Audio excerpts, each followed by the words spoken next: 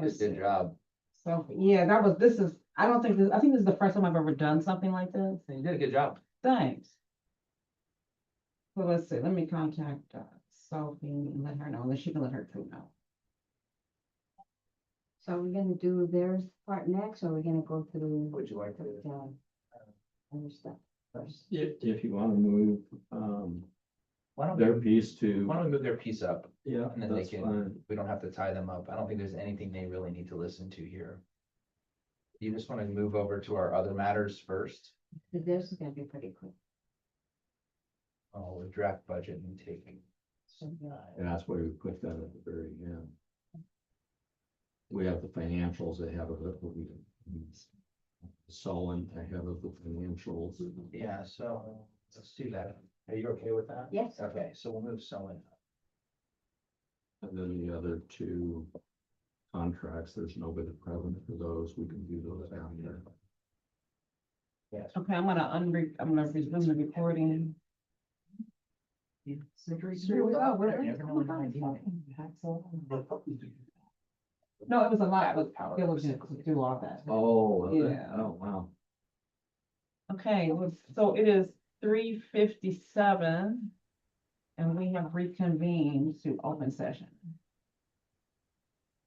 An update from our closed session is that we had reviewed some real estate opportunities here at the Finance, Legal, and Real Estate Committee meeting, and no official action has been taken by the board of this committee at this time. I'm gonna make a motion to move from Part J, other matters. The first one, it's the so and scope of work. I'm gonna make a motion to move that up immediately after E, what we just finished the closed session, to address that first. I'll move approval. Okay. And then do I need public comment to move some? No, I don't think so. Okay, all in favor of moving that? Aye. Okay. All right, so we'll start with so in scope of work proposal to extend the consulting service agreement. Thank you for being on, Sophie, Ori, and any of your other team that's there. So we're going to discuss extending a relationship with you after a successful strategic plan, moving into the implementation phase, looking at extending this through December 31st of 2027 with an increase not to exceed $630,000 plus any travel and customary expenses. So I don't know if you guys presentation or anything you want to talk about and address in terms of that. No, essentially, as the staff report indicates, we've been doing the work to complete the strategic plan. That is completed. We should be adopting the plan at the May 26th board meeting. There has been discussion regarding implementation work that we would continue with SOAN. They have put together a scope of work. Maybe we can bring that up. I know Andrea's working on it. So There it is. That maybe we can just take a brief look at the scope of work. There's would it be best maybe just to go to the summary page and we can see what the individual. Can I ask Keep a going. question before we get started? Sure. Okay, Sophie, you were one of the consultants that was rated very high for building the strategic plan. What has been your experience with actual implementation of strategic plan? That is part of the process that we often have the privilege of doing. So I've done that with the AARP organizations, and I have a lot of experience doing that with for-profit organizations as well. In specifically in helping organizations adapt to the new strategies and what it means to actually implement them. So I've worked with Fortune 500 companies like Gillette and Nestle and Unilever. So that's a lot of my experience. So it's big organizations and organizations that have merged together. So for example, once upon a time there was Chemical Bank and Chase Bank, and Chase took over. So I was part of that planning as well for communications. Okay, thank you. What I would add specifically in the SOAN iteration, I don't think we've ever had a strategy plan where we didn't then support the implementation of it. I'd have to pick look through our records, but I don't think that has ever been the case. We have always been a part of the actual implementation. So that was our goal right from the start, not just to leave you with a document, but actually be a part of implementing that document, the processes, learnings, collaborations, that document represented. Thank you. I noticed a lot of the summary here, very well laid out. A lot has been focused on the tech area, the tech stack, the 3-year data strategy, and then data literacy and training workshops, as well as the internal impact dashboards. Are these things that you guys are comfortable developing from a tech side, or do you have relationships there that we're going to bring in? I think, we are not equipped for that from an organizational standpoint from the tech side. I think we have remote IT services that come in and help us. So is that something you guys do in-house? How does that work? Yeah, so I can field that one for this tech stack for the evaluation components. Absolutely, that's stuff that we have in house. The data literacy and training, that is a program that we have deployed successfully for the past 4 years. For example, at Bloomberg, we build these on a regular basis. In terms of building out the impact dashboard and the implementation of a 3-year data strategy, absolutely, those components are in play as well. The only pieces that we do not do, it's important that we are transparent, we do not build actual products. So, for example, when we're talking about not just the evaluation of the tech stack, but then selecting a new partner, right, who will help you create a new grants management or implement a new grants management system, or selecting a new data management platform, which is one of the key recommendations that we had in our strategy. We would not be the owners of that specific platform. We would be helping you guys identify the right platform and selecting it based on working with you guys and detailing the needs and wants of the organization and those priorities. We have existing relationships, and to be perfectly honest, we've already started some of those conversations with some of the high priority platforms that the team has told us they want to get in front of. So, for example, if there's a grants management platform that we've worked with in the past, and it would be very easy for us to bring them to the table and have a conversation about whether what they have as a product solution aligns with the needs and wants of where the organization is today and where it will be in the next 2, 3, 4 years as we implement this plan. Thank you. The same question that the Director Logston had about the technology is I'm concerned about the evaluation. That I know that we have to start thinking about that to begin with before we actually start the first RFPs. You would have partners that are experts in that area as well to be able to share different ideas, different products that the team would then be able to evaluate and have those things in place. Okay. Yeah, absolutely. I mean, we have some of those skill sets in house, to be perfectly honest. That's a lot of what I do. Billy is a big component of that. There are additional sewing consultants that you haven't met yet that we would bring into this, because our engagement to date has been mostly focused around the strategy and less tactical and technical in its nature. They haven't been introduced, but there's certainly the possibility of bringing them into the fold. The last thing that I would say regarding timelines, Director, that does need to happen after we have identified the right people that we want to bring in, start bringing those people in, and then detailing the new grants process redesign. So, Sophie has done a great job of making sure that those foundational components come at the start, and then the tech stack evaluation and the 3-year data strategy build on top of that. And so my next and last question, I think, is for Chris. You look at their budget.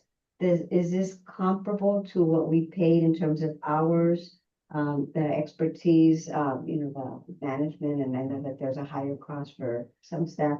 Is it comparable to the first iteration that we just completed? Or has there been any changes to the cost? Well, I think it's comparable. I think there's, I mean, when we're talking about hours and time, there's gonna be a whole lot more Mhm. involved with that. They're stuff. reasonable. Yeah, no, I think it's very reasonable for the work that is being requested and they're committing to in the scope of work. Yeah, I look at it as like if you were to hire an FTE to do some of this work over 18 months, the costs line up. You would need at least one or two people for each one of these projects to implement them.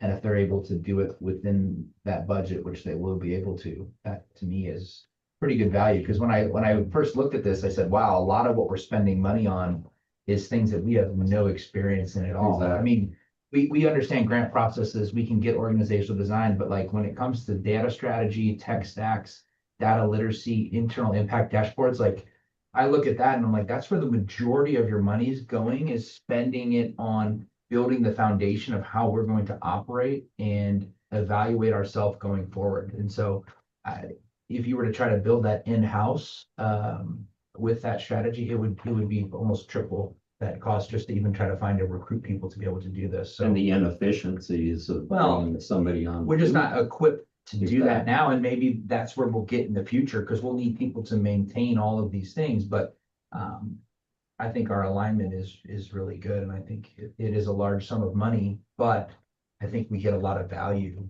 with that going forward, so. Yeah. Director, just to note, that will be a critical part of what you see there in Project One, which is identifying those people and then making sure that they are able to carry through those activities past this activation phase. Correct. And it's also beyond the strategic plan period itself. I mean, this is creating a foundation and implementation that will go well beyond the 5 years talking. And I think it's worth adding too that the people that are going to be brought on will also have an impact on the implementation. It's not just a you know, directive. It's important that as part of the way the organization evolves, that those people are involved in the decision making and the implementation of the new tools. I believe Director Smith, you had your hand raised from where I can see on the screen. I don't know if that's true. I did. Okay. Yeah, no, thank you. Yeah, I was actually just tagging on to kind of the conversation you guys were having, particularly, because when we're talking about, all of these new FTEs and whatnot, eventually, or would there be kind of a duplication, of the scope of what you all are doing by the individuals that we're bringing on, and or will it you guys will be more complementing them, because especially if we're bringing on, some folks who may be very well versed in the areas, probably, hopefully, in which they're being hired for. So at that point, will there be duplication of the work? We've rarely found that. We really work in collaboration with the people leading the team. And I think the reality also is that there will be a time of adaptation for them, and they may not have a very big team, right? So in a lot of instances, we are sort of the team that is part of the organization for quite a while until things get settled. I would add, Director, that is also another reason to not scope this out further than 18 months. We don't know how these people are going to get absorbed into the organization, their skill sets, capabilities. So we want to be there to support and complement the things that they are bringing and enable them to do their jobs and grow into their jobs, rather than scope out 3 years and then the last 18 months of that will be redundancies that might happen.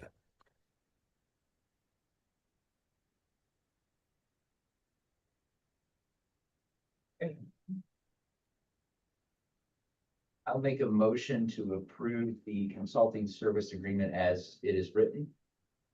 Sorry, Director Loxton, I have one more question. Sorry, I was even apologize. looking at you. I didn't see the hand pop up. Hey. Sorry, it silently went up, so I had to unmute myself. You weren't looking at me. Right. I have just one other thing that I flagged. I don't even know if this is necessarily the right time, but I guess it is because I do have a question about the language in the letter. In your letter, it's in the third paragraph at the end, that you're requesting the ability to amend the proposed scope as needed in the future. So I Mhm. just wonder, because that, you know, that amendment, it would be up to you all, so you could amend the scope without, not that I, you know, suggesting anything here, but without input, you know, from the CEO or conversation or from this committee, that the scope could just be amended. So I would like to see, if we could maybe tweak that language a little bit, just so that if there is going to be some changing to the scope, it would have, you know, a process to go through. So we can make sure that, you know, the CEO has seen it and we have seen it as well. Absolutely, absolutely, and thank you for that comment. That makes perfect sense. That was the intent of what I wrote there. As Ori said, we're, you know, scoping out 18 months ahead with 6 different scopes. This is what we can see today. So we want to be transparent that, you know, things could change. As you know, we always over deliver what we promise. It's not like an escape route. It's just a reality.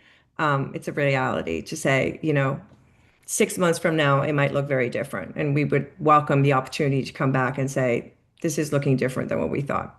But absolutely, we would be done with the due process that we've always followed.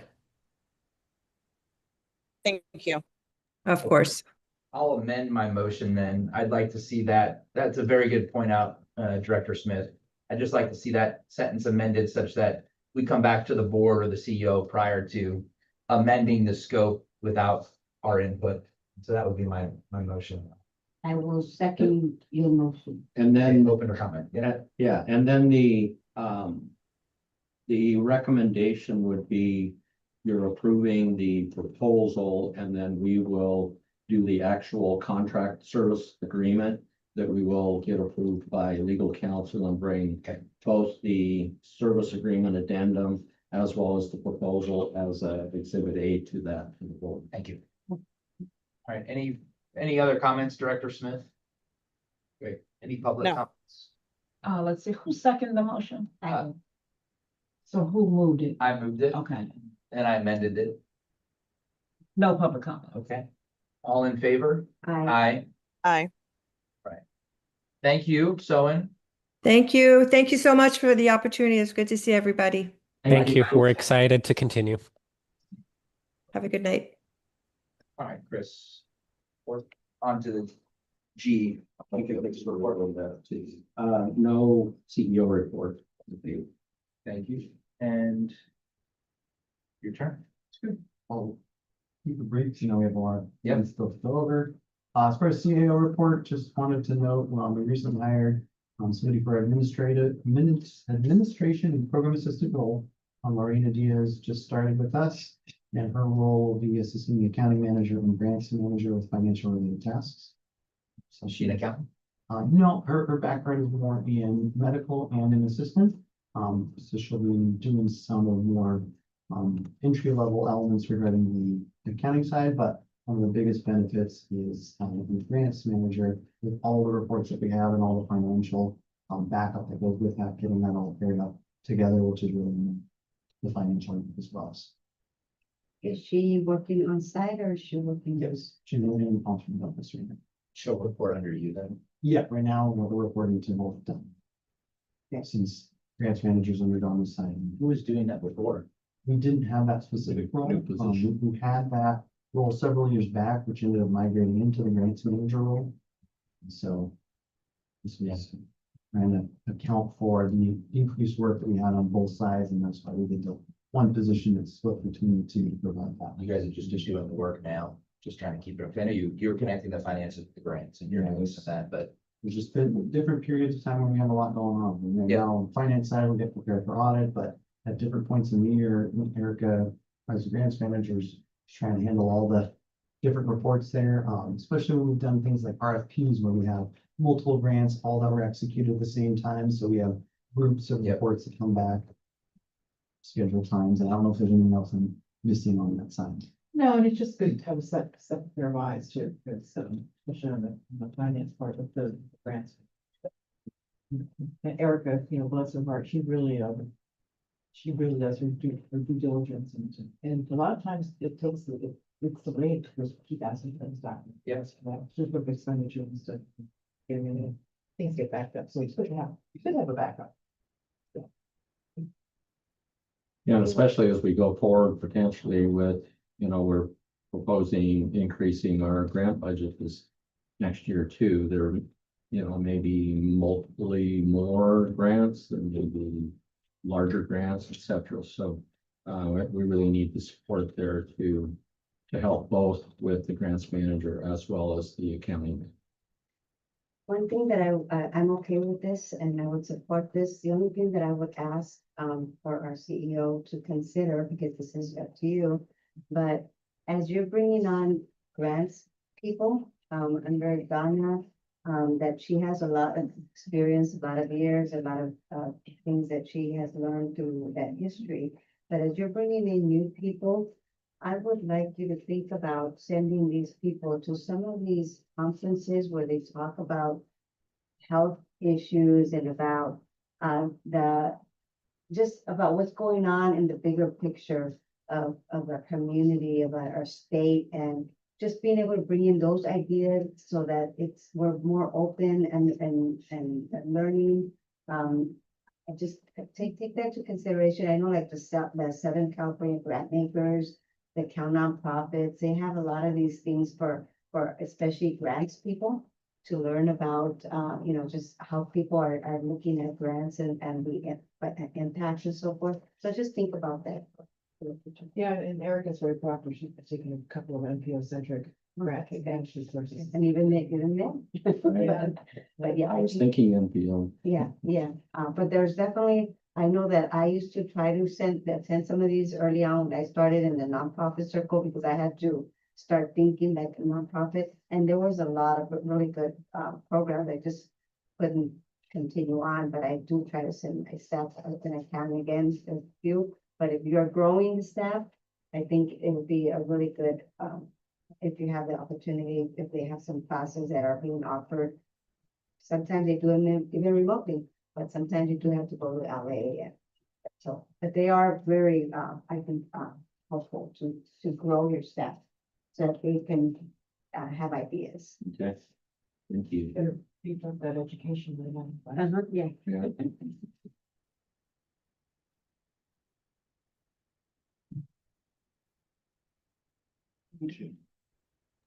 Oh, Oh, go ahead, Ian. sorry, just real quick. Is this, so for Miss Diaz, this position, is that position one of the 10 new FTEs?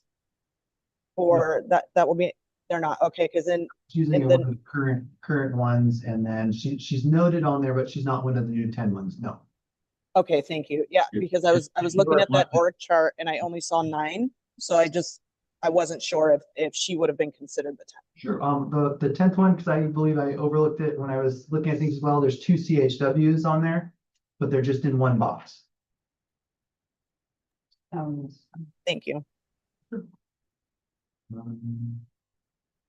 All right, so yeah, that's the element on the human resources side. As far as the other pieces, we talked about the roof sealing, the roof sealant on the 6 buildings. We've now completed all of those, and we'll have that on the 5-year schedule in the future, just to ensure that we're properly protected. We're still fully occupied, no new leasing activity, and we'll be presenting the annual budget this month. Following this up. On the property specifically, What's that? the budget for the property specifically. We have the budget for the entire organization budget. Good, and I'm sorry, I thought you were, when you commented on the sealant, I thought the next thing. Oh, Do you have a budget for the building specifically? we increased several capital projects on the upcoming budget that we have. And then for the expense side, where we have been seeing increases, we increased the budget to. I don't know how much you're setting aside for CapEx. Yes, we have a couple of big projects identified. When we get to the budget, I can show you Okay. those. Okay. So maybe my question will probably be more relevant when we get to the CapEx, but just as a placeholder. I'm just wondering if these roofs, if they could accommodate solar. So that we could look at putting some in there as a CapEx project? On this building where these are, it's not a large space, it's where all the AC units are, so I don't think that there's much room offhand. I'm not sure what the potential is for the rest of the building, because it's all the clay tile and whatnot. And that's what we have here as well. We have that problem. Yeah. So I just wanted to find And I out. think the parapets, I think they're relatively small overall. Okay. Definitely something I can look into. I just, Yeah. from the pictures, because each of the ones we got back the pictures, there just wasn't a whole lot of space. They're pretty deep in terms of, I mean, they seem like they're about 6 feet deep and relatively shaded where all the units are, so I'm not positive that it would be the best, but we're looking at. Yeah, we can look into options, it. because that's- Thank you. Renova never cut your deal? And that's one of Solar on the, Their own building? Yeah, they did. that's one of the things that we're going to have to look at and consider is parking over there because, we're getting more and more year-round services or, residents. We're fully occupied. And we just have complaints all the time And about you park parking. it, then you put solar on it. That's what I was thinking. I just didn't want to jump into the idea just yet until. Yeah, but we're talking about number of spaces first Oh, yeah. and parking availability. So, I mean, I think I see what you're saying is put covered parking. But we either need to go up or we need to figure out a way to add more parking. Because if we're talking the staff of the providers as well as patients, I mean, we're just having real problems. At with Las that Palmas, At Las Palmas, and so. what does the um, city's parking need? We talk about it in another. Yeah, but I'm just saying, it's something that we're gonna have to The start. city's gonna have figuring- parking needs to, meaning oftentimes the city will have a parking plan. I know Palm Desert has one. They talk about what lots are available, because the city may want to expand parking again for tourism and other things. They are. That's what I'm saying, so there may be an opportunity to conjoin a plan together where we can utilize some of that space Yeah. versus having to undertake a parking thing, or we undertake a parking thing that's associated with the city and we get some benefits for that and city bonds get issued and some, something to look at to address the parking. We're doing that in Palm Desert. So, And just, throwing out thoughts, because, I mean, I think it would be very expensive to do like 2 levels of parking on that property. It's an option. Another option would be, we own the wellness park. Not that anybody would want to give that up, but it could be, It's zoned for an MOB. could be, It's zoned for that. yeah, so it could be even parking for staff parking, where staff would have to park off of the property there. Just voicing Yeah. communication We here, definitely have to something think for us, about we're this. gonna have to consider it, It's very stressful not to have parking. right? So, anyway, bigger discussion later. yes. All right. That's all I have on the city report. And then let's just move to, there's no action to take. Thank you. Let's just take the financial reports as a whole. Call out anything specific that we need to do. And then if you have anything specific. I don't have anything specific, but if you can give us an overview of things. Sure. Yep. And we'll take action on it. Sure. Right now, income is up about 3.5 million. Primary drivers still what we discussed last month, the sale of the land lease. Investment performance is doing well, up about 385,000. Property tax is up about 392,000. And overall LPMP income is up 160,000. Expenses for grants, it's under budget by 1.2 million. Primarily same drivers as we've been reporting, professional fees and direct expenses. And then just I made a note on the grants budget again from last month that it's a year-to-date number, and so the actual amount that we're over on grants right now is about 66,000. That's prior to the grants that we have on the program committee going tomorrow. So after that goes through, maybe something we need to talk about depending on what's approved, just to get us through the rest of the year. But the grants that we have on the agenda for tomorrow will be the final ones, since we processed the ones that were all submitted prior to that close of March 1st. That's roughly 700,000, right? New. Or what's on the agenda. And Can I ask a question, please, before we keep going? Sorry, I don't want to get too far away from it. Just going back, just quickly back to Las Palmas. Eric, can you please clarify the plumbing? Is this, or what's being done on the plumbing, is this like a deferred maintenance thing? Because I see in the proposed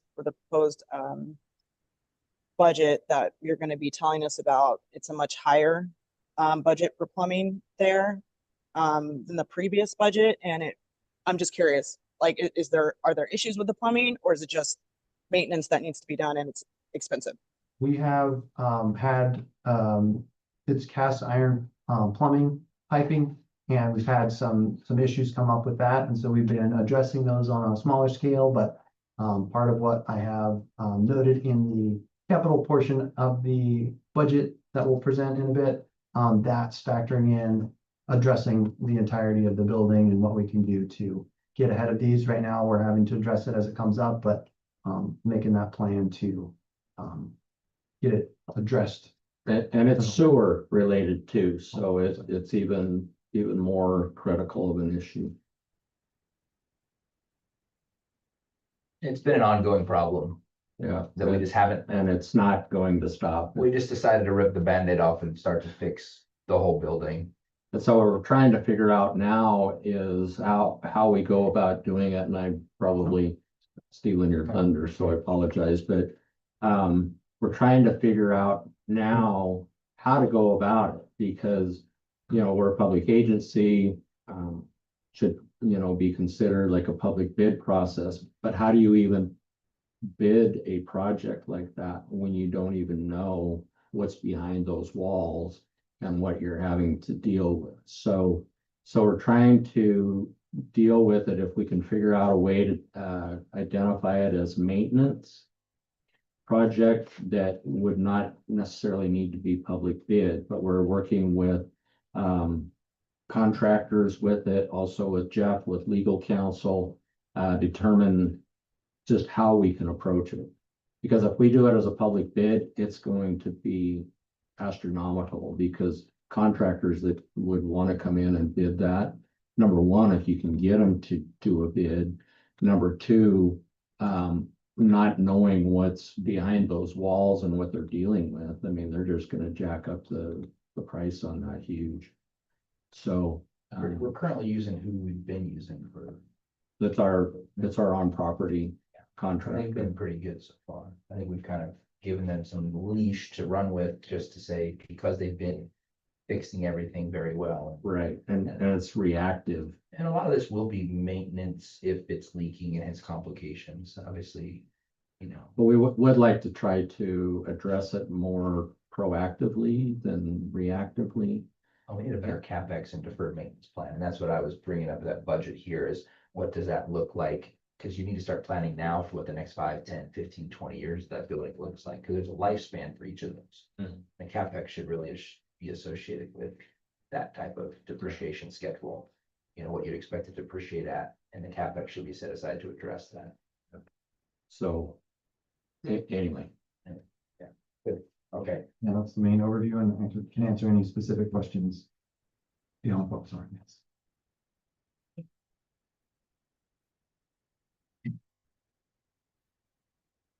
I don't have anything specific there. I'll save mine for the budget comments. Questions?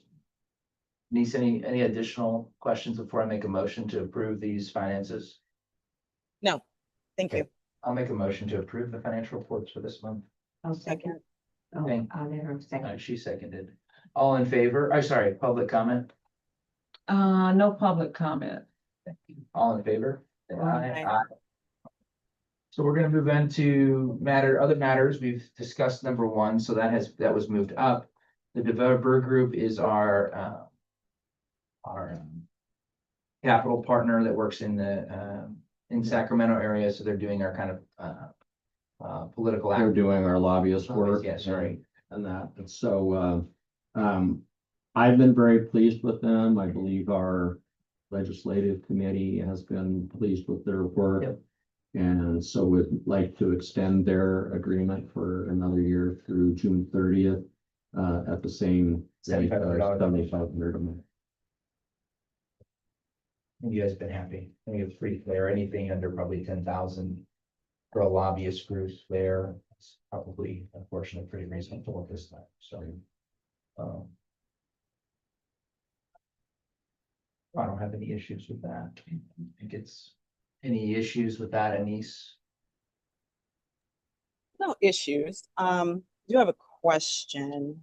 Mhm. Okay, so am I correct in, so the annual cost here, what is that? Is that like $90,000? Right. Let me see, About. okay, okay. And then, so we've been, this agreement originally started December 2023.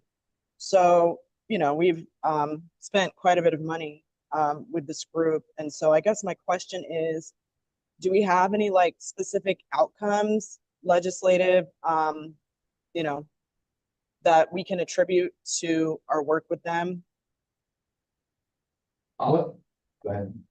Jeff, Yeah, I was just gonna comment on that. I mean, we have a legislative committee now that we didn't have until what, this year? just, Yeah, we started this year or beginning 25. at 25. Yeah, in 25. So we had a group that was providing us information back, but we didn't have really a committee that could do anything with that information. And so now we have that, and then they've been able to help us, at least since I've been here. And I'm sure Letty can chime in a little more, but they've been able to help us with, we looked at emergency rooms, like opening up freestanding ERs. And so they're able to support us in that and making a commitment to put some legislative language around that. And I know it was submitted to the Senate, I think.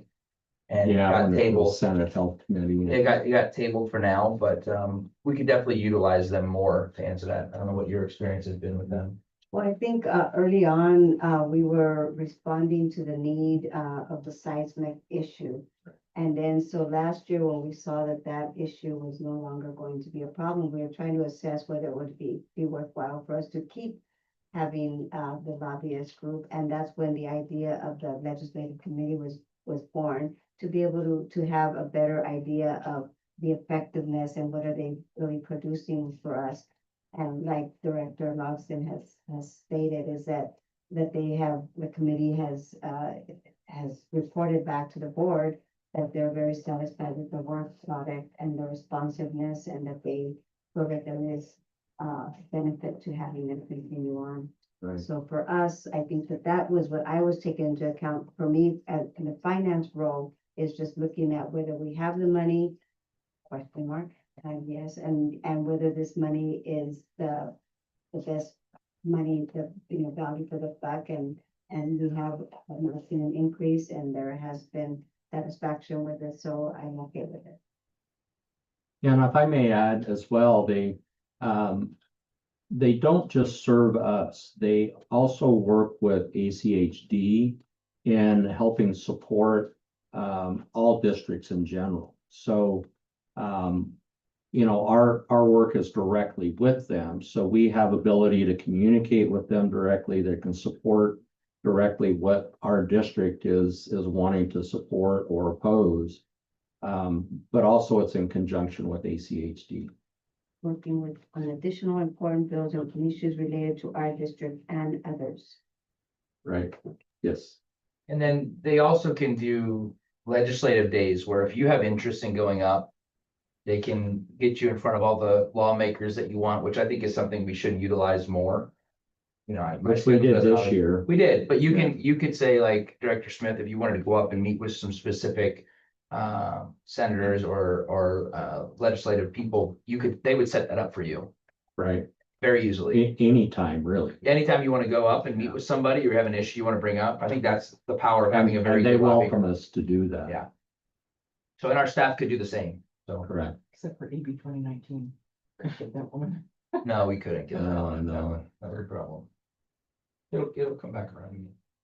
All right, any other comments on that, Director Smith? No, I appreciate that information, and I think if you all are happy and the committee is happy with the work that they're doing, then I would support the renewal. I just asked the questions because I think it's a lot of money being spent, and I want to make sure that, you know, we're getting our money's worth for what is going to this group, which is to the tune of what, almost $150,000 since we've engaged with them. So just to make sure that we're getting the value there, and it sounds like we are. If, Yeah, well, please, with that in mind, Director Smith, I'm just wondering if our CEO could just check with ACHD and just find out, you know, what other districts are paying. If they are paying comparable, you know, size, you know, just make a comparison. Because if other districts are also seeing a benefit, and we're all doing this together we're not gonna say that we're exactly like it, but if it's comparable, you know, if somebody's just paying $10,000 and we're paying almost $90,000, that's kind of a bit different, which is a good question, you know. Maybe they're not as involved as our committee is. I don't know, but just to have a little bit of better information, if you wouldn't mind. Okay. Okay. Yeah, and you know, there's different sized districts too, and financially as well. I mean, some districts barely have enough money to keep their Yeah, district going. and that's too. what I would leave to you to assess, but for you just to say that, Sure. that you are comfortable with this amount being spent, and with things, you know, taking into all that to consideration. Right. All right, I'll make a motion to approve the Barber Group addendum to extend them through 27. I Go ahead. I was gonna let her. I'll second. This is great. All right, public comment, None. all in favor? Aye. Aye. Thank you. We're just extending an addendum for extending the current security at the Las Palmas Medical Plaza. About $147,000 a year for that. Similar contract as before, just an Yes. extension. Yep, just a time extension getting us up to the end of the 2027 fiscal year. I'll move approval. I'll second that. Public comment? None. All right, all in favor? Aye. And draft budget review. I've got some key notes just as far as what I put on the staff report, just some highlights, but then can answer any questions specifically on the budget itself. So I don't know what's easier to go over those highlights or kind of make those highlights as we're looking through it. And what's It's easier for you to communicate it, yeah. I think it's fine to flip through it and highlight them as we go. No problem. So if we can, I'll kind of scroll through there on page 56, is just going through our assumptions, some of the elements that make up those dollar values included, as well as specific pages that provide more detail if needed. That's the next couple pages as we're going through. If we can go to page 4. I'm sorry, that's 58. I'm not. Just doing our estimated cash flows based on what we know, when the payments are expected to be due or when we'll incur the expenses. But once we get into the next page, 59. Why don't you highlight that one big number there in the fourth quarter? Oh, Yeah, the 100 yes. million coming in. So we do have, that's a great point. As far as our other income, just identifying that first $100 million payment in May of 2027, which has a very nice ring to it to add to all the different things we have going on. So it feels like we've been talking about it for so long. It's nice to. Our cash balance is declining through all 4 quarters. That's just from expenditures on the grants. Is that why? Grants, we have more anticipated expenditures through this to implement the strategic plan. So Yeah. it's not only factoring in the staff, which has been identified at different points. I'm trying to take into consideration what positions we'll need to get onboarded and prepared in order to properly prepare for additional staff elements. But it does include 10 million in grants, for this particular year. I noted here because, kind of in line with someone's presentation where developing a new grant process could be a 0 to 6 month period. I have it listed as 5 million in Q3 and Q4. I don't have those expenses on the cash flow side anticipated for the first 2 quarters. We can get that going. One of the elements I did include in this, Is it acquisition? Equity acquisition? yes, in Yeah. Q2, talking about, the potential for the building, if that ends up being something we do, I included that in here. We also have, one of the capital projects is, potential mobile vision van, or vision unit, not just a Mhm. van, to accompany our current fleet, and trying to think what else, but. What's the also- 960 in Q1? 60. Or she's highlighting. I'm just curious what goes into those numbers.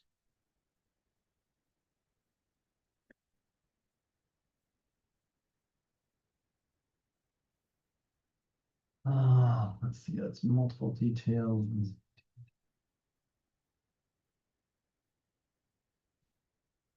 It looks like you budgeted an extra 300,000 in addition to the 660 you budget for Q3 and 4.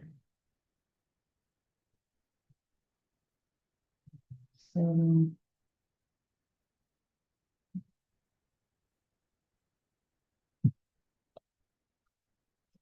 Sure, because that's, oh. Top of my head here, so specifically looking at Q1, you're asking what the 960 is. And the real estate and the tenant building improvements, normal recurring. It looks like 660 is pretty consistent, and I'm not sure what that 660 is for. If those are just your CapEx expenses that you're budgeting for, that you may spend. If that goes down to the balance sheet as like CapEx availability, or if it's some other specific expense.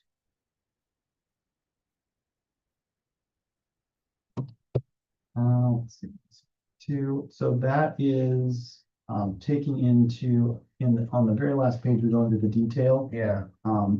That is equally, addressing other improvements, yes, so the estimated tenant and other improvements, some of the LPMP projects such as landscape grading, anticipating needing to repaint the facility, sewer replacement project, mobile vision, purchase of the office building, and then some miscellaneous elements for, capital improvements.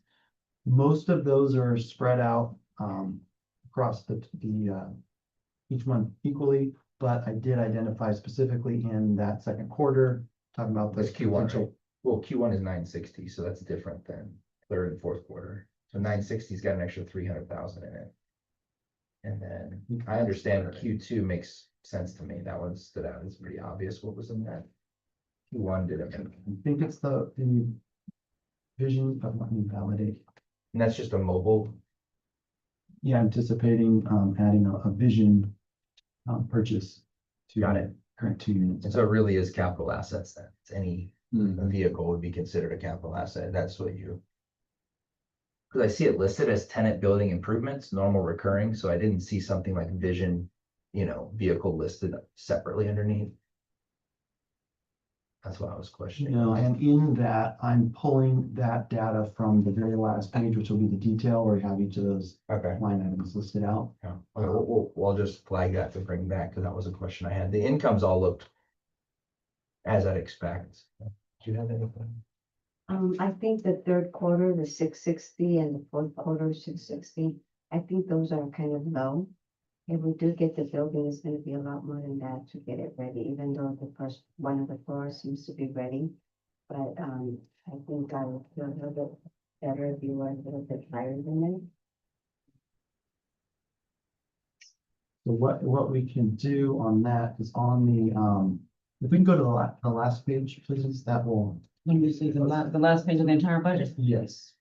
And also keeping in mind the strategic plan that, even though, we're just looking at this fiscal year, what if we decide, so after the board discussion about the, future building, and we decide that we wanna purchase a building, but we want to also purchase to accommodate the greater region that we want to purchase a building in the upgrades. Building in India. Is it likely that it would happen that first year? Well, that's kind of the logic we looked at. It probably would not in this first year because the new lease starts in May of 27. So would we, and that's what allows us to do the real estate in those expanded areas. So would realistically we be doing that in May and June?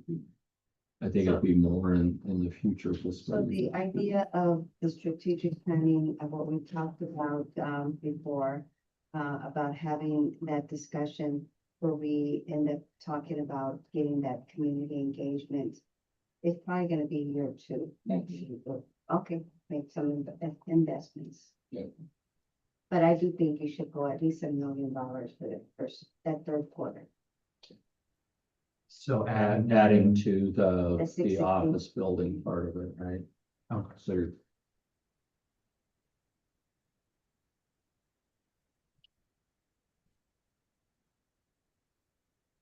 Yeah, I was going light on this, just not knowing what the direction may be, but Yeah, that's an we easy don't know fix. we've got 300,000 built in there right now. Okay, So you're recommending $1 million. a million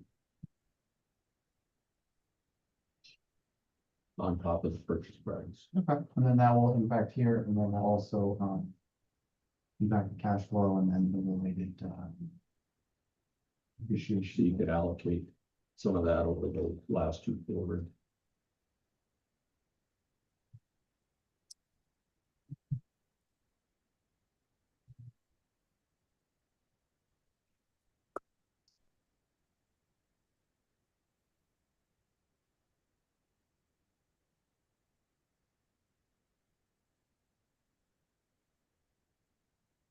I was able to look the detail and pulled it up over here, so. Okay.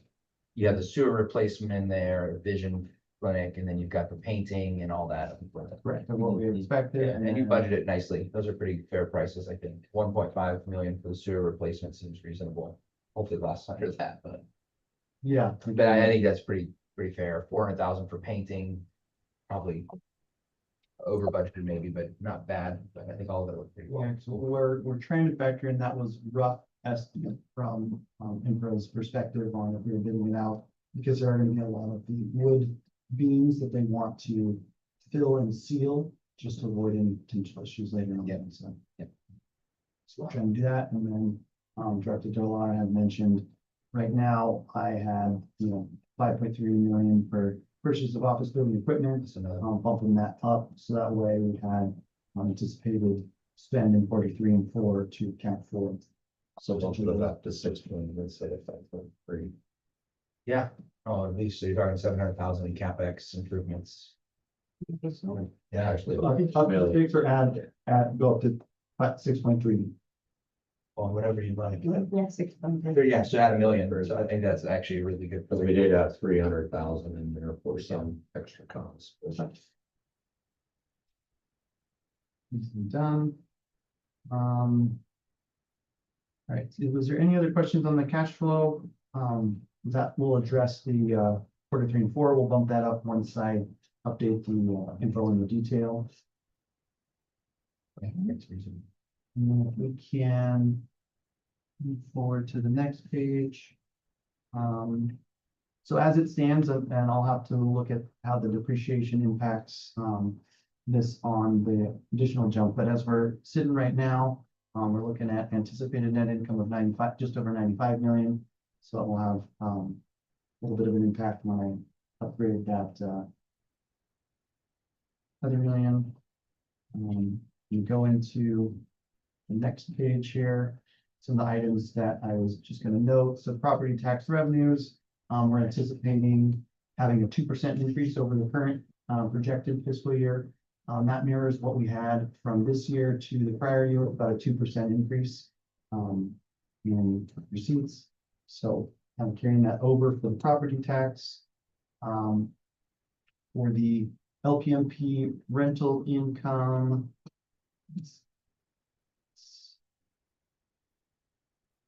So what I'm doing here, last year I had anticipated a 95% occupancy, just in case we had somebody left.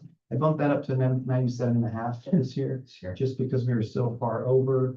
And then we will have the annual increases, which are averaging 3% across the board. So anticipating potential for occupancies there. I already noted we had that $100 million lease payment. You start getting into the wages. We could scroll down just a little bit. Wages and the wages related. That does include the addition of the 10 new full-time equivalent positions. We have set up here. Got professional services, which factored in the potential for the strategic plan and so on, what we presented earlier, as well as just highlighting, having capacity building agreement with NPL Centric. It's already in there. And then this adds $2 million in addition to the 10 million for the grants. There's a $2 million budget for the mobile medical services. So currently we were budgeting about 200,000 out of the foundation. So this is moving that over to the district to allow for some vaccination services. And You highlight that on Yeah, here. where's outlining them where you go? Towards the bottom of the budget. Which number is it? It says travel. you Next keep page. scrolling down there. I apologize. I was one off Yeah, the notice. right at the- So right about there, 605. 6605, mobile medical service expense, so that's up to 2 million. We have, and then just a couple lines down after that, 7010, just talking major grant awards, utilizing 10 million. So those figures were some of those that were proposed when you're talking the different financial projections, a couple some meetings back. The computer services are our IT support guy, is that correct? IT support and some of the softwares.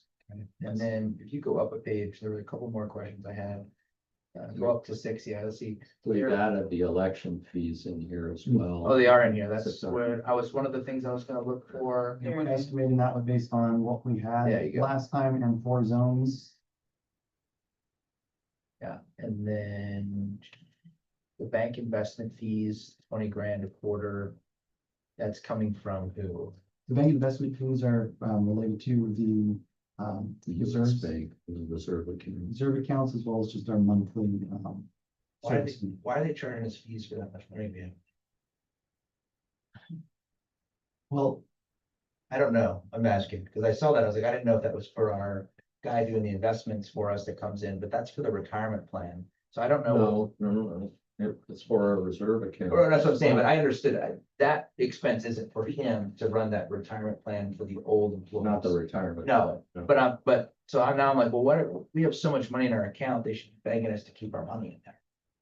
Charging us 20 grand. Well, I to- mean, we can have that discussion, and that's part of what we're wanting to do, now that we're completing the strategic plan, Please, is to, we would like to do an RFP. yes, So that we can get the price comparisons, so we've got some. they shouldn't be competition charging us to side. keep $80 million, the money they make on interest is crazy. So, and the lending that they do on that, so. I think we should definitely flag that for an RFP. I have a whole lot of anything else. My comment, looking at it as a whole, is I want to make sure that our operational budget, the potential of a new building, fits within our operational income. That we make sure that, we don't begin tapping into significant reserves long-term, because I want to make sure that we don't have a slope of our overall balance sheet that looks like this because we're losing money because we're spending too much in operations. So, I know that we're planning to hire employees, but I want to see that our total income, still exceeds our total operational expenses. And obviously we have some CapEx expense that are factored in there. You're factoring in the 5.3 or the 6.3 million for the building acquisition, which in my brain comes out of more of an investment account, but they're right there. Just on top of.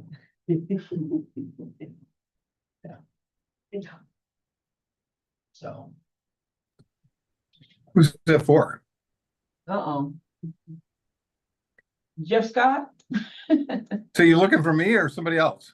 No, we're just talking. Dan is going through his list of things that are concerning or. From the budget, We're still on F and A. Right, okay.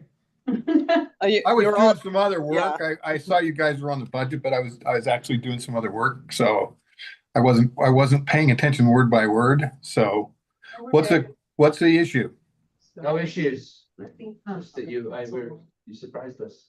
So I don't know how that looks, Eric. Any questions or anything? No, we're good. Trying to look at the, Anyways, you can get back to me on that. That's why I just want to see, does that make sense? I want to make sure our operational expenses don't exceed our operational income. well, And I'm not expecting capital expenditures to come out of your operational income, just how you have it structured. Right. Well, not on, we don't have, Well, you have it under, well, we don't have CapEx coming out of operation. well, you do for the building, for what we have in the real estate, go up to the, What page was that on? Well, there's yeah, but depreciation. keep going. Yeah, you have depreciation. And then what about the, where was the part with the vision clinic? The money you set aside for the vision? That's in the cap, it's not on the operational budget. But it's in the cash flow. And where are you getting the cash for that though? Is that not coming out of? It'd be out of like the 75 million that's Okay. in the bank plus the 100 million. So just read that. Okay, This is all operational on this. so what we were reviewing before was not operational. That was just overall That was overall cash flow. cash flow. cash flow, when we went to the detail, it not only lists all the operational expenses, but at the end, You you provide got a detail on the CapEx, okay. capital, Okay. net fee. I missed that. I just want to make sure. So anyways, my whole point was just making sure operational income still exceeds our operational expenses, even with planned staff improvements, whatever it's going to cost to run that building, you know, because we have to think future of operations if you're going to begin expanding more. We just want to make sure as we step into this, we step slowly so that you don't get into a school district issue where their operational expenses ballooned and their income's still down for property taxes and now they're. Yeah, no, we'll manage that Okay. for sure. But good point. And I missed that detail down below where you were pulling it from. And I'm sorry, my notes, No, it's fine. We're bouncing around too. That's why I just commented on it. So good. That makes sense. I figured you had it right. All right. I have nothing else on the budget. I don't think. No, everything looks fine, thank you. Are we okay with the 10 million possibility for grants? It's kind of flagged as a. I don't know if we're gonna slow it down a little bit for the first 2 quarters. I know we talked about that. yeah, on my cash flow, I just projected that we wouldn't have any new grant expenses for this first 2 quarters. Since you knew Was that? we're talking about, how to ramp up the program, but I mean, I can easily adjust that in terms of cash flow, but I do have, 10 million, set up, which.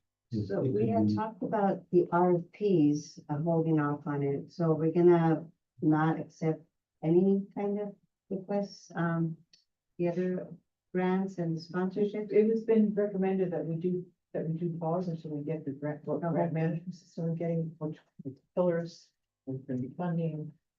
We need an application, are we gonna do RFPs, we're gonna get the mini grants, are we gonna do rolling grants, and for what? Yeah, I'm just wondering that a lot of organizations count on the district support for sponsorships. And those come in, if you're gonna have them be submitted 5 months before the event and they eventually start up again in the fall. Are we gonna somehow could we just budget some money in there so that way Well, we can do sponsorships. sponsorships, so Yeah. It's the grants though, because that has all the detail of all the, Right. So we did all the leave some major. money in there for that. Oh, yeah, we've got 300,000. Bumped it up from 250 to 300 for this. Okay. This is- Plus the discretionary is 75. Okay. 75. Yeah. So I guess what I said. Denise has her hand up. Director Smith?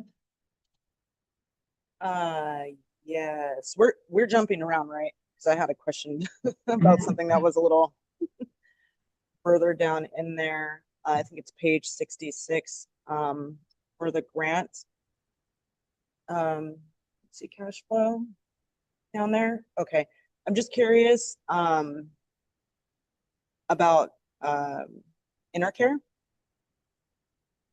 So yeah, in here, we've got it, but since they're on the reimbursement, I don't have a specific schedule.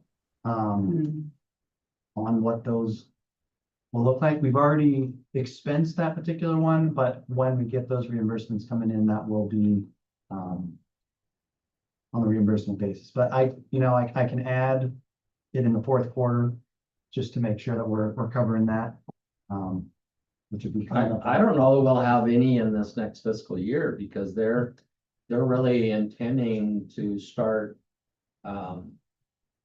more in the next fiscal year, the 27-28 was my understanding. For the residents, yeah, but we were looking Right, at. I mean, we'll have Donate or some operational start. For the program director. Yeah, Yeah, staff that's needed to develop. that was only gonna be like 70 grand or something. I can add that for before when just. Yeah, we can add a little bit of cash. In there.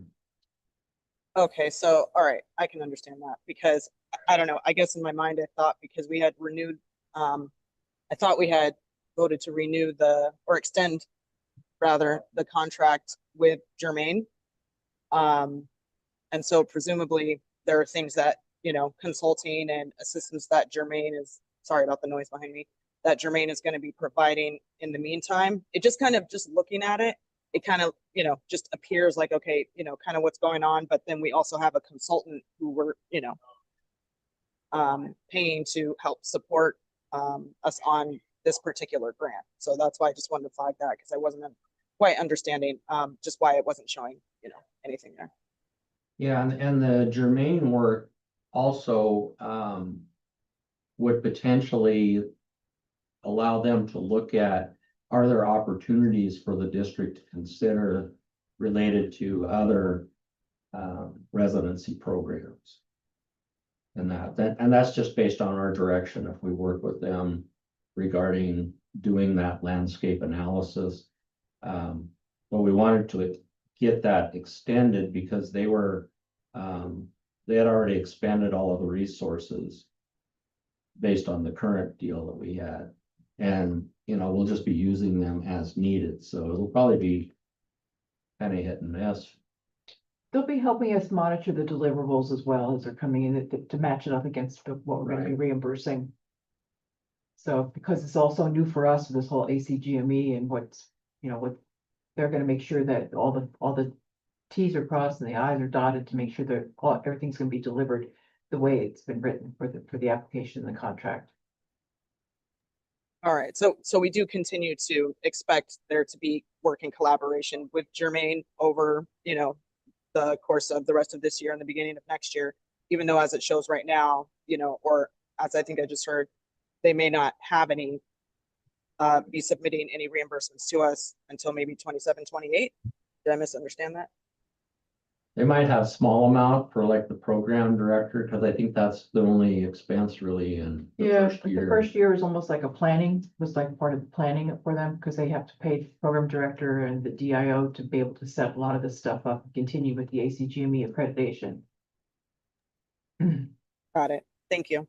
And then I just want to note on this page, this is just focusing on the cash flows based on the existing grants. So all of the grants that are noted on here will already have been expensed. Germain is included in the detail. It's not as large of an item, but it is in professional services.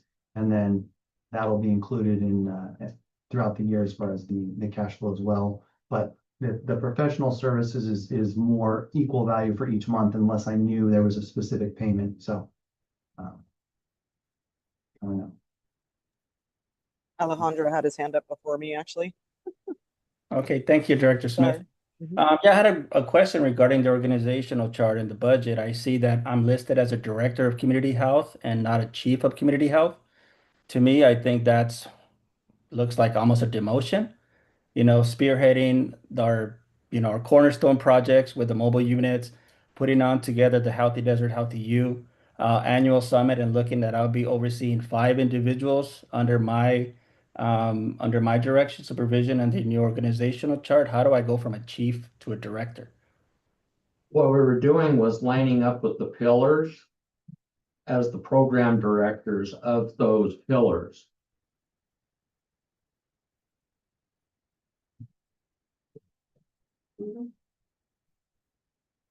And we can name them whatever. I mean, it's not gonna change your duties and your. I think it's something you can talk to Alejandro. Absolutely. Okay, And that, we I'm can- gonna title them. And we can work with it with Sowen, how we, because that's where the titles for those lead people on, each of the pillars came from was Sowen. So that's what we named it out on the, org chart. Not a demotion. A good point, and maybe you can talk We to, can, yeah, we can. figure it out. Maybe Yeah, it just reads that I go from a chief to a director. On paper, it just looks at a demotion to me, and this is the first time that I We can work with that. Don't be concerned. please. Yeah, that's the title. Yeah.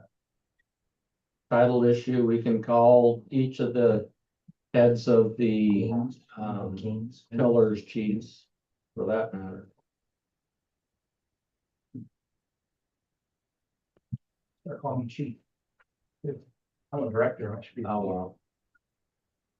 But well noted, Alejandro. It's No, and it certainly wasn't intended to be, an insult or a downgrade at all, Alejandro. So you guys can talk about it and make sure you're. Absolutely. That should be aligned across the organizational chart.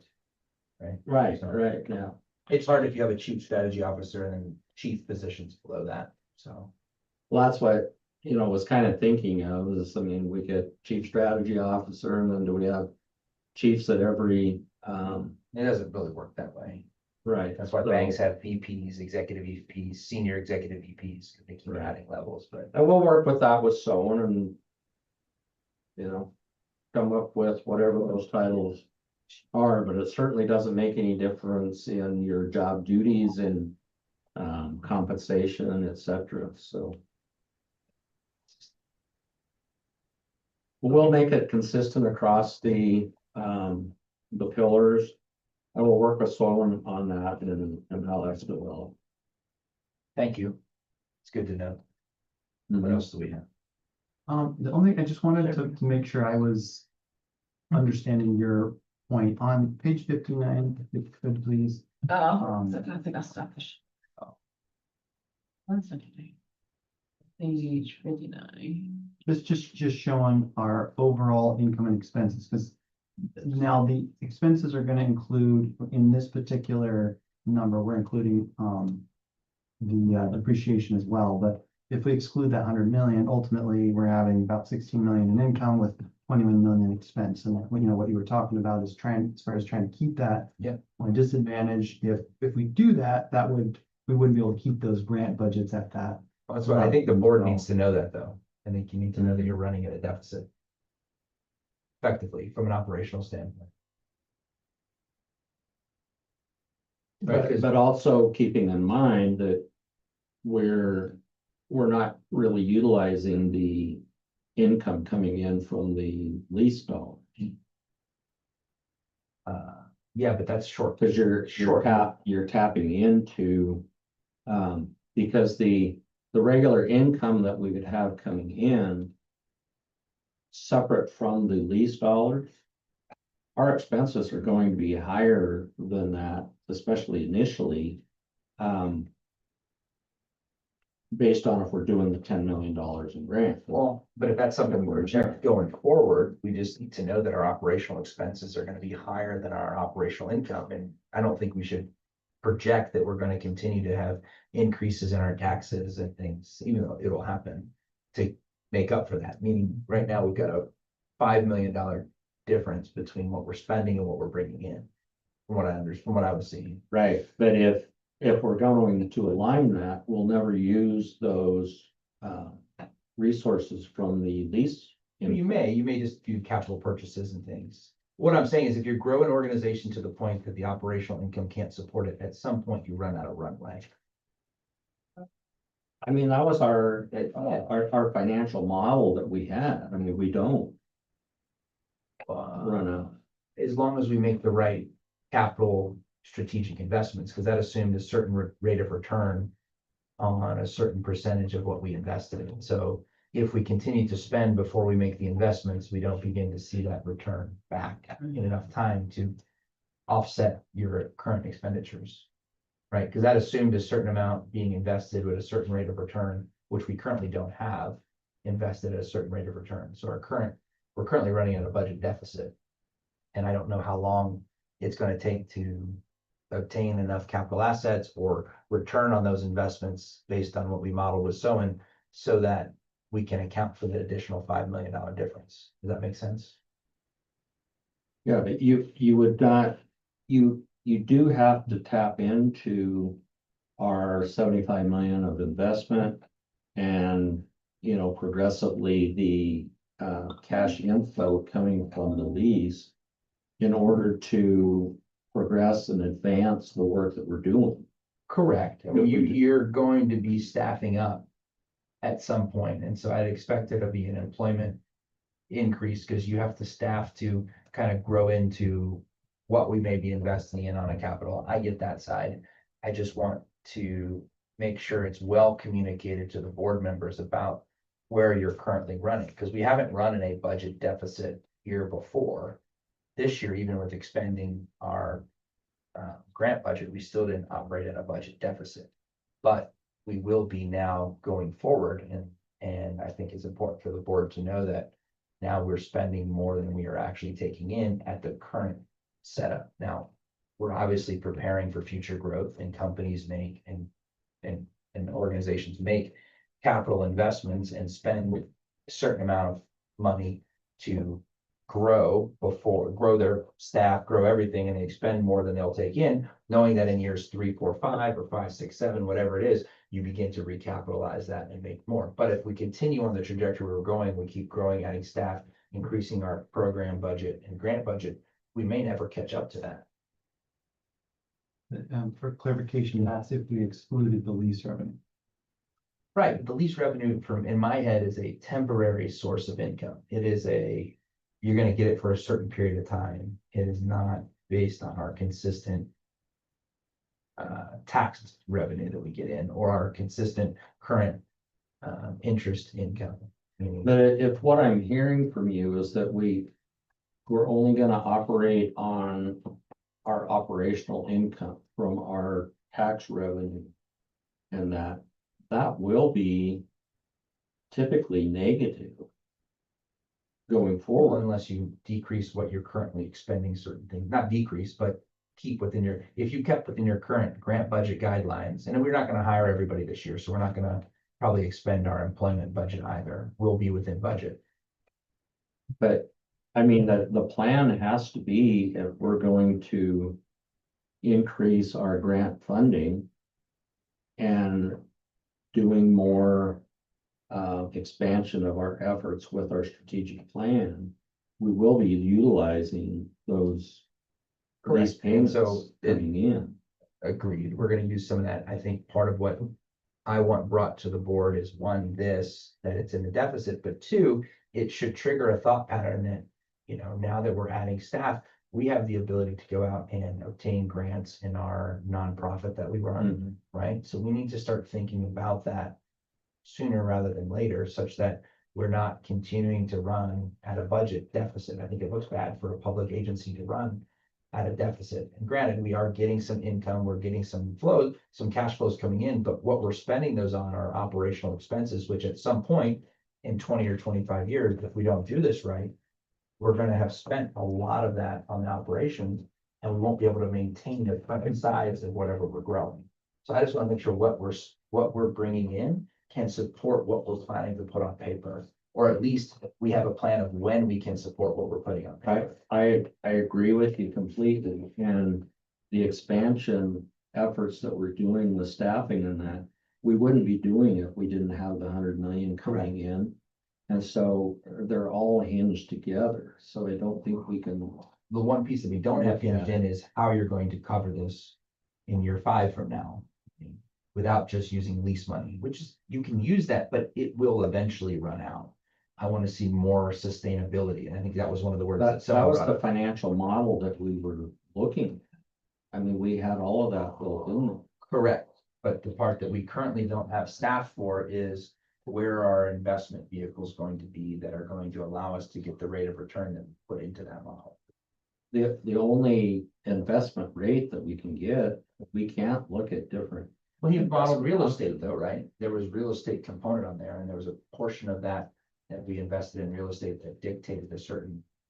But we can't, and this is where Jeff would need to come in, we can't purchase real estate just for investment purposes. Well, Las Palmas is a. We medical may clinic. have like for, the clinics and medical office Yeah, buildings, that's what et cetera. But that's what we need to begin to factor in. And again, the money will outlive all of us, but if our current budgets never go down, the minute you increase them, this is going to be your operational budget, especially in a government agency. It's very hard to cut costs and take down or limit employees, right? You're going to expand to this and it'll be challenging to move that down. So I want to make sure the board knows that we are going to expand. Again, I'm going to repeat it for the 10th time. We are in a budget deficit now, and that is not sustainable into infinity. It's not. We have to find a way to begin collecting more revenues based on our investments, based on how we did that model, because that model showed like a 4% return, I think it was. Isn't that what Billy modeled? We have. I think we need to take a look at that model again. I think you need to before you agree to expanding to a size where you're running a $5 million deficit every year. Can I Yeah, go pose it in a ahead. Yeah, different? please. Yeah, yeah. different light? Because the way I'm looking at this, when we talked about the models that were proposed, there was the breakdown of what we would use for grant funding and what we could use for investment Correct. purposes to allow future grant funding essentially. Correct. And, other things. So in this particular one, if we're pulling out the 100 million and we're saying of that 100 million, we're only putting 10 million to grants and the other 90 million is available, essentially we're having a 5 million surplus in terms of that particular element, right? Correct. If you said you're going to be using the funds from the payment, the 100 million towards grants, and you would be on the other end of that. You'd have 5 million surplus, which is fine. And maybe that's how we should present it as, hey, we're taking the money from the lease payments, because again, that's temporary. So you can adjust your grant budget, because in the future, if we build an organization that we can't support here, but we can decrease our grant budget, then that may be what we have to do to stay operational. But I think it's important to distinguish those. And so it's a very good point that you made that, yes, we are spending more now on grants because we receive this money, but in the future, we may not. I want to make sure that what we're growing here doesn't get to the point that it's so big that if things in 50 years from now, when I'm hopefully dead, that it is still sustainable. Because a lot of our government organizations now, look at all the ones that we see on the news. None of them have balanced budgets. None of them have even done an audit in many years. And we do not want to go down that route. We want to make sure what we're building is sustainable. Absolutely. Because we also want to model this to the rest of California about how you build a healthcare district that is successful, can grow, but can be, operationally efficient. And we don't want to be like Blythe. We don't want to be like that, where you're now being shut down, having to get emergency loans from the state. Yeah, I mean, what we're doing with this is exactly that. I mean, Yeah. And that's why we've got the financial modeling that we're doing, and that's why we even proposed doing the 10,000 or 10 million a year, because then that can be analyzed on a go forward basis, and it's going to be beyond our years as well too with the organization. So just let me make sure I understand what your concern is, Daniel. You're going to get 100 million next year, and then just in round figures, every year, and it will escalate between the accrued value of the real estate taxes and the interest rates of the tenant payments. You're going to have over $35 million a year beginning in 2028. And that's going to go up. So I think you need to be prudent investors. But I think compared to, where you've been, you've got a lot of, that's a lot of income to be, there's certainly a lot of programs and things that you need to do. But I think from budgetary standpoint, you're gonna have a lot of flexibility. That's all. Yeah, I think Eric answered it, and that's exactly how it should be presented, is that we're taking this money coming in, we're increasing our grant budget, which is a variable expense. It's not a fixed expense. That way it looks like, hey, we can increase that or decrease that as necessary, but we're currently operating the way we are structured. We're currently operating within the budget, because right now it looks like we're overspending, right? It means we're, Well, I guess, I'm sorry. to- no, you're okay, but like, I would pose it even a different way. Typically, we've done 5 million as a grant budget. If I revamped this and we didn't do 10 and we did 5, it's So, net zero. And that's so my if we point. want to take 5 million out of this initial payment, we could boost it up to this year. And I think that the models kind of propose that we could make those adjustments as we go along, because obviously next year our income will be lower, but our expenses will be higher. I can absolutely agree. We're But that's how we- starting that I think investment. presenting it like that, Okay. at least from the way my brain thinks about sustainability, that makes a lot of sense, is that you're taking, because we could sustain a $5 million budget for grants right now, Absolutely. even with this model, right? Which is great to know. And then we can add on additional money from what we're collecting from the sale and Or lease. from our investment account. Exactly. But again, that just, But that's what needs to be communicated, is that we are tapping in. that Say seems like you have another $5 million. sustainability here, and we're adding on an additional 5 million for grants because so in my head, Absolutely. that means you've got a sustainable organization, which again, I think is very important as a public entity that you report that we are sustainable as we're operating. Absolutely. Now we're doing more work with what we've been able to use, but we mobilized the capital asset, but that's why we're able to do it. So it's not like we went and expanded our monthly income and expanded our district size and we're collecting more revenues that way. No, we sold a capital asset. So we're taking capital returns and now using them in the operational It's all side. because of the lease payments that we're able to Correct. do the expanded effort. I think it's important on the budget to make sure, because next year we're gonna want to grow again. We may want to add more people. Do we fit within what we're currently collecting on our revenue side, or do we have projections that we can increase our revenue such that we don't exceed that? I just think it's so important to be within the budget in that way. But your point was, that's actually a great way to handle it, how you said it. We will anticipate increases next year, because with staffing, we have it staggered depending, not everybody's anticipated from July 1st. We have one of the positions, I think the latest hiring is in April. Yeah. So we have some staggering there, and then depending on how things go, like the 2 million Yep. we're proposing on the mobile medical, that could change if we get more Yep. vehicles and all the different things. So I hope I presented that, I mean, if No, that works that- to explain it in the right, It's perfect, because I feel like I can then explain how we're functioning, how we're structuring our finances. Yes. Everybody's gonna be looking at what you're doing with all this money. I hate to belabor this, but one of your challenges is going to be justifying your existence. And if it's great to be making sure that you have sustainability, but more importantly, from a political standpoint and a legal standpoint, I'll assure you that you need to show that you're making a difference with this money that you have that's being basically supporting these organizations, access to healthcare, and all of the good deeds that you do as a public agency. That's more critical, because what happens, and I sent you this information before, but there are periodic looks at special districts and healthcare districts that don't operate hospitals, that they will, and I guarantee you that will come again. And you need to be prepared to have a great story to show and demonstrate in a variety of ways through your strategic plan how you are utilizing these funds in a positive way to basically to support the mission of the district and all that stuff, because it's not a business, guys. I mean, you have a lot of things from a director standpoint that you have to be concerned about.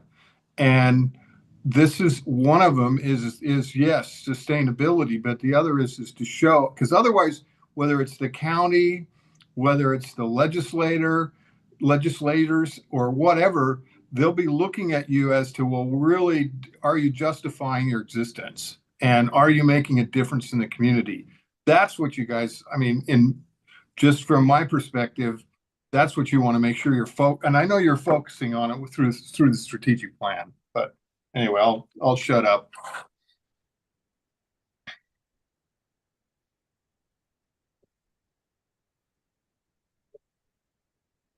Take into account that we still have to give that money to the supervisor as well, that special deal. Well, that's the other thing we gotta consider is whatever the supervisor or the county asks for, so. Well, I think the key from, what we talked about in that is that's excess funds over operation. Our operational expense is at that, there wouldn't be any access to provide in that fashion, so. And that could be part of that 10 million. I believe it's operational expenses, not grants, so we'd exclude that. In this particular one, if we were looking at this, 11 million, roughly 11 million, and some change is expenses on this, that are not related to grants, and so, our revenue's only 12 million. That calculation. Well, it's gonna be challenge communicating this out to the public, especially our grantees, when we've always just done 5 million, now we're going 10 million, we don't know when we're gonna start granting that out. I guess I'm gonna take it to a pause, then to the end of the year. To Buddy's point, If we were you're gonna saying that start- people might start knocking on our door on July 1st. Well, they're going to start knocking to get informed, but if you're gonna make the funding available in January, does that mean, this is all something that you're gonna be talking with your team and so on, So, does that mean that you start, getting the applications at the, earlier? Do you wait until January, so it really becomes the last quarter of the fiscal year instead of the second, third quarter? So I hope it's sooner rather than later, but it's not gonna be my wish, it's gonna be what you're capable and what you're looking for, and what makes sense. and we need to have a communication plan that is supported across the organization. Yeah, Because we can't be saying, yeah, we want to give more money now. all of us say Without be that. supported. I can't imagine. But they won't let me. Okay, I think we've beat that point right Yeah. here, so. Battery and good to go. Are we done with running through it? That's what I have. I think he's run the gauntlet enough. Yeah. I just wanted to make note, of what I have written down as far as what we'd like to see in adjustments. So far, I'm gonna be adding 1 million from the detail Yeah. for rebuilding expenses. Focus on the cash results. Buildings or building one or the other. Building. In the expense I have a line. building, in there, but I can add that for, improvements as needed. And then I will make that adjustment on intercare cash flow, just to ensure that we're including that first year, towards the latter part of the year, with that. But those were the two main takeaways I had. I just want to make sure I didn't miss anything else. And that will impact. So right now, we're showing that 95 million. This will have an impact in that final number, once I add those on there, but I think based on what we were saying, presenting, it in a different way where the expenses could be covered and then the additional grant writer would be that reduction from the 100 million.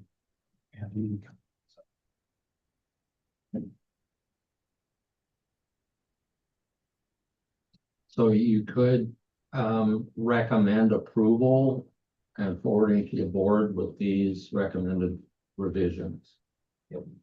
So move. Second time. Okay, public comment? None. Okay, all in favor? Aye. Aye. All right, we're gonna adjourn this meeting. We've had enough comments from this today, and we're gonna open right up into the foundation. Desert Healthcare Foundation for